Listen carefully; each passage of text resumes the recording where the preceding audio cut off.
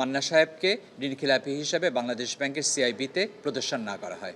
সুতরাং মান্না সাহেবের আগামী ইলেকশন, এই যে ইলেকশন আসছে, সেখানে তার প্রতিদ্বন্দ্বিতা করার ক্ষেত্রে কোনো প্রতিবদ্ধকতা নাই। আসলে এই মামলাটা করা হয়েছিল কারণ ইসলামী ব্যাংকের কাছে ঋণ নেওয়ার কারণে মান্না সাহেব যে প্রতিষ্ঠানের পরিচালক ছিলেন সেই কোম্পানি এবং মান্না সাহেবের নাম সিআইবিতে দেখানো হয়েছিল ঋণখেলাপি হিসাবে।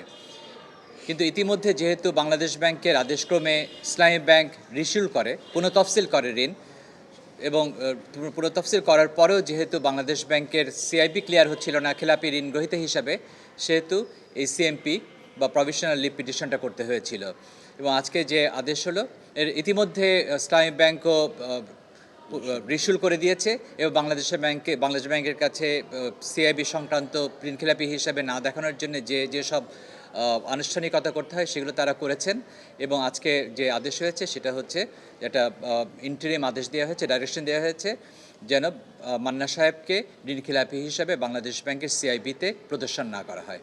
সুতরাং মান্না সাহেবের আগামী ইলেকশন, এই যে ইলেকশন আসছে, সেখানে তার প্রতিদ্বন্দ্বিতা করার ক্ষেত্রে কোনো প্রতিবদ্ধকতা নাই।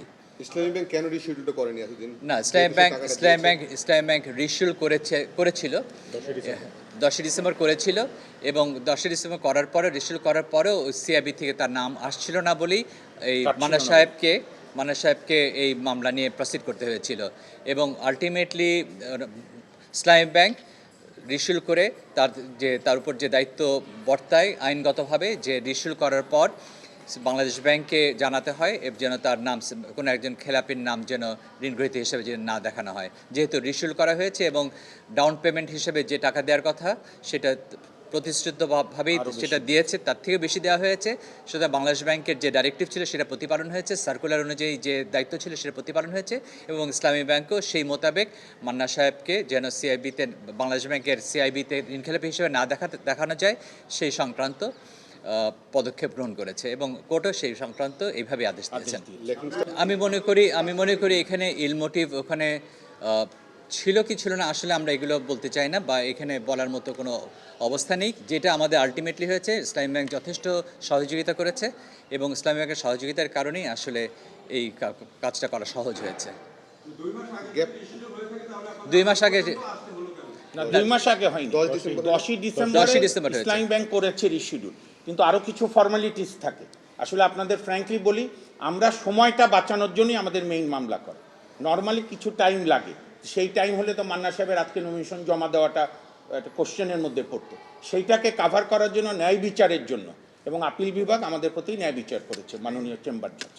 এবং আমি একই সাথে ইসলামী ব্যাংকের যে সহযোগিতা করেছে সেটার জন্য অবশ্যই কৃতজ্ঞতা জানাচ্ছি। জাতীয় নেতা জনাব মাহমুদুর রহমান মান্নার একটা আপনার কোল্ড স্টোরেজের একটা লোন ছিল ইসলামী ব্যাংকের বগুড়ায়। তো সেই লোনটায় 36 কোটি টাকা পাওনা ছিল, প্রোভাইডেড মান্না ভাই গত 15 বছরে ওই অফিসেই ঢুকতে পারেনি। আপনারা কারণ জানেন, বিগত সরকারের অত্যাচারের জন্য।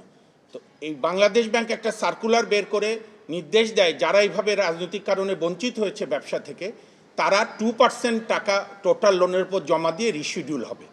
এবং মান্না সাহেব 36 কোটির মধ্যে 72 লক্ষ টাকা হয়, কিন্তু উনি 1,26,00,000 টাকা দিয়ে বাংলাদেশ ব্যাংকে চিঠি দেয়।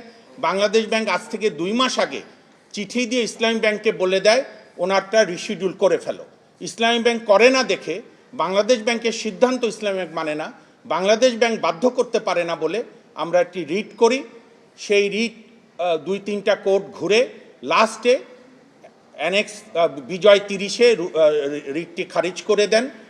তার বিরুদ্ধে চেম্বার জজে আমরা আপিল করি, এবং সেই আপিলে সিএমপি বলে, আপনারা সবাই জানেন, প্রভিশনাল আপিল। সেই আপিলে আমাদের পক্ষে আমি ছাড়াও আমাদের সিনিয়র আইনজীবী শ্রদ্ধেয় জনাব এহসানুল করিম, আরেকজন অত্যন্ত প্রথিতযশা আইনজীবী ব্যারিস্টার জ্যোতির্ময় বড়ুয়া, আমাদের মোস্তাফিজুর রহমান, আব্দুল বারী সহ আমরা শুনানি করি। গতকালকে হয়, আজকেও হয়।